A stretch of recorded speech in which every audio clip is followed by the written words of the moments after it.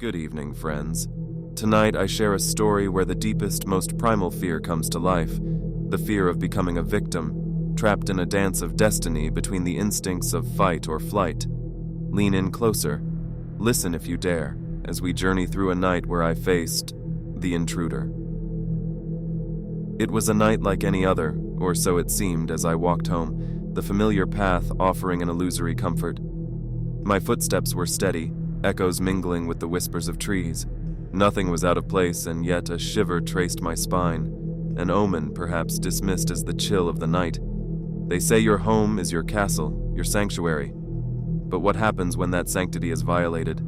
The moment I stepped inside, I felt it. The silence was heavy, pregnant with dread. The air was still, as though the house itself held its breath. A single thought screamed within me. I wasn't alone. There's a primal part of our brain, you see, untouched by logic or reason. It knows when we are prey.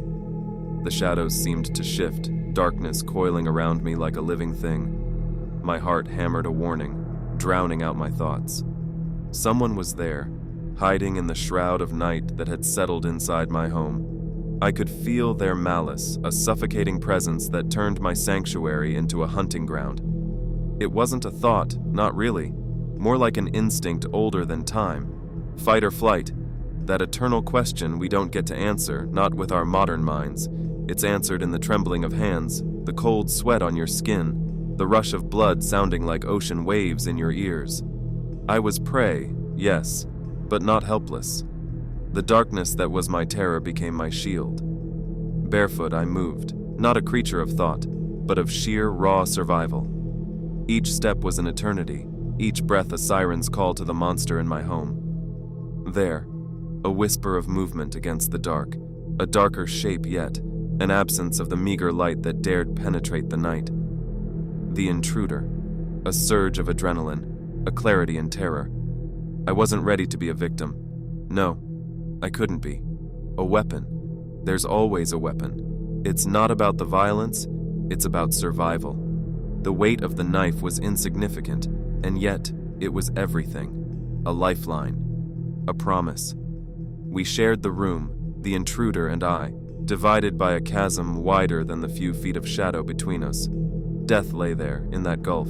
My death, theirs. It was yet undecided. They moved. A step. A decision. The question answered. Fight.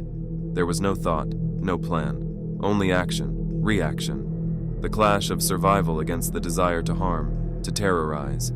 I was no warrior, but in that moment, fight wasn't a choice. It was the only reality. They fled. The intruder. The shadow in my home. They were flesh and blood and fear just like me.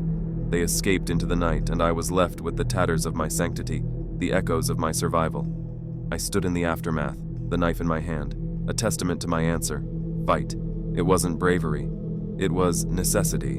In the face of becoming a victim, trapped in my own home, I fought back. We don't know how we'll answer, not until we face the question. Fight or flight. Our story ends for tonight. Remember, the shadows in our world hold questions, and sometimes we won't know our answer until the darkness asks. Stay safe, friends.